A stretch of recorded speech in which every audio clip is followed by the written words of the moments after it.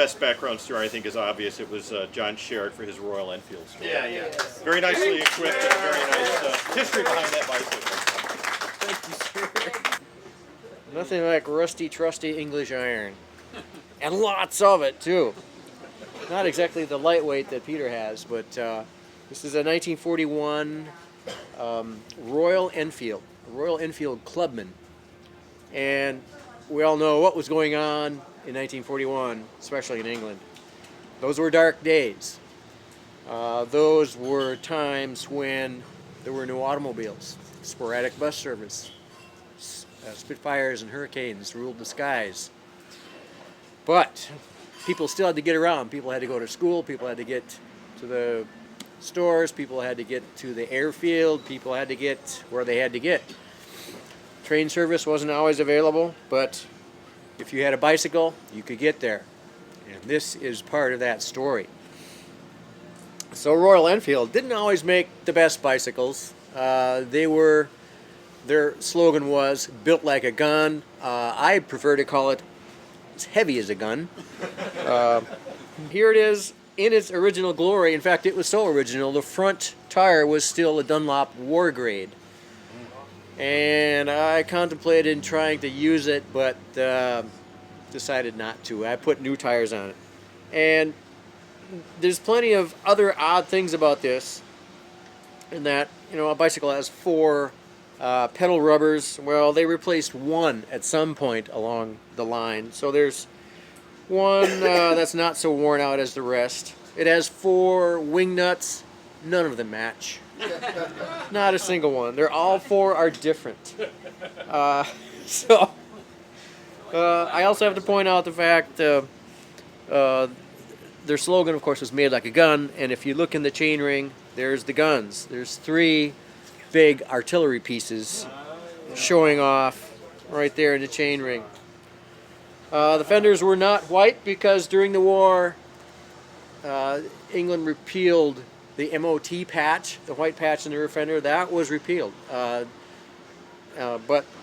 in later years, the fenders in this were painted white by hand, and there's plenty of brush marks, and there's over marks. You know, some will get a little too crazy with the white paint. I also fitted it with a wartime issue Miller headlight, blacked out front, blacked out lens, and a period correct reflector. It's also a tail light, but this is not a generator equipped bike, so it's used as a reflector. And I was looking at the rear wheel, and I realized somebody tried to tie the spokes together only in one spot, but that's not right. What they did was broke a spoke. They tied it down so it wouldn't click. So this is a 39 spoke rear wheel. But up on the work stand, it still spins pretty true. So I just left it alone. And yeah, we'll call good enough good enough. The rest of the thing, of course, is barely good enough. There's one original grip, and you can probably see from there that it's turning back into, what do we call it, mush? It's turning, yeah. Latex, I don't know. Anyway, that is a constrictor shock stop, which is a pretty rare grip. The other one is just whatever somebody had laying around. That's a modern grip. Original bell, and the original cables, which I shellacked. The bell is delightful sound.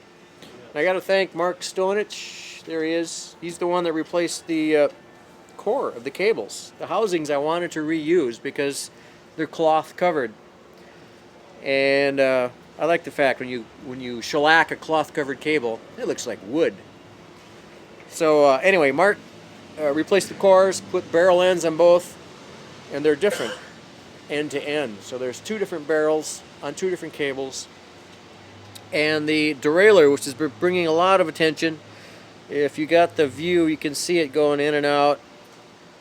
It's just that's low gear, and that's center gear. That'll be high gear. The problem is it's got the previous owner syndrome, in that the cable mount had broken. Somebody re-welded it, and it's on crooked. So third gear, I'm sure, disappeared right around the Korean War. So, but it's got a wonderful internal helix that moves that barrel, flanged barrel, in and out. And it does shift reasonably well. Not even the German V2 rockets could knock out that rocket. Yes. True. That's right. This is a true survivor. True survivor Incredible artifact. and a victor, too.